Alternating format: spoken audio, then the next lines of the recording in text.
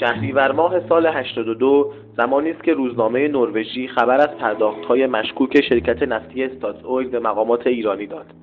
پیروی این خبر دادستانی نروژ با تشکیل پرونده موضوع را تحت پیگرد قرار داد. سرانجام در مهر ماه سال 85 دادگستری آمریکا و کمیسیون معاملات بورس نیویورک شرکت استاتویل را به جرم پرداخت رشوه به مدیرعامل وقت سازمان بهینه‌سازی مصرف سوخت ایران به بیش از 20 میلیون دلار جریمه محکوم کرد. رشوه؟ چیز میگفته آقای الان چیه؟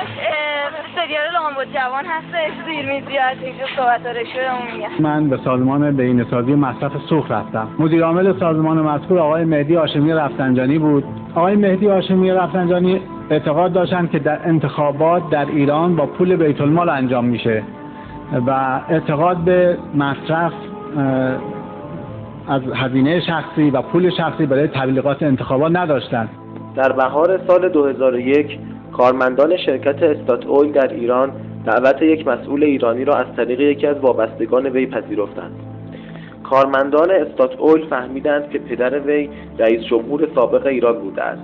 رشوه دهنده و رشوه‌گیر و واسطه بین این دوتا در آتش است. بعد از دیدار با این مقام استاتویل برای سنجش نفوذ وی از او خواست تا پاسخ خود را از طریق وزیر نفت ایران به شرکت استاتویل بفرستد.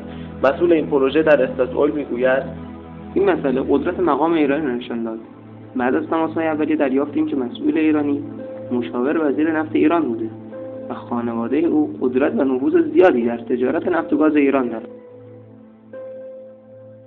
فهرست بلندی است، من نمیخوام اینجا اسم ببرم. شما میگید میلیاردر شدن؟ پسرای آقای هاشمی چه کار میکنن در کشور؟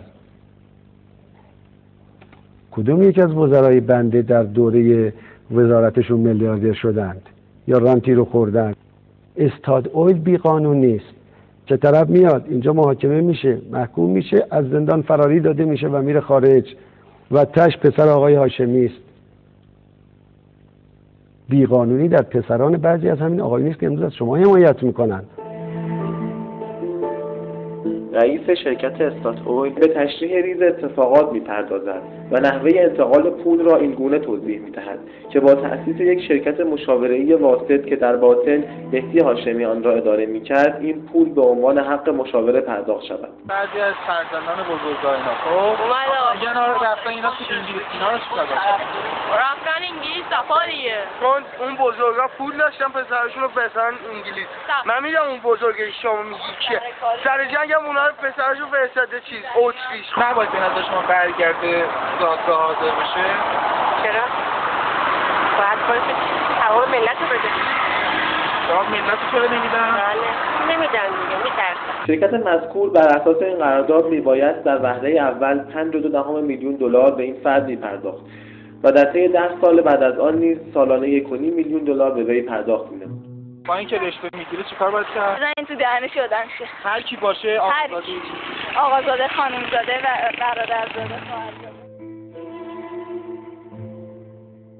با وجود تمام این وقایع سوال اینجاست که چرا در کشوری که ادعا می‌شود پرداخت رشوه به مقامات انجام شده و به واقع متضرر اصلی در این اتهام است هیچ صدایی از دستگاه قضایی در طول 3 سال گذشته از شروع این ماجرا تا به حال شنیده نشده است. در آن سوی دنیا به خاطر اینکه رشوه دهنده قسمتی از سهام خود را به فروش گذاشته مورد تعقیب قرار می‌گیرد و 20 میلیون دلار جریمه می‌شود، ولی در کشوری که مقام‌های آن متهم به گرفتن رشوه هستند نه کسی محکوم می‌شود و نه کسی تبرئه.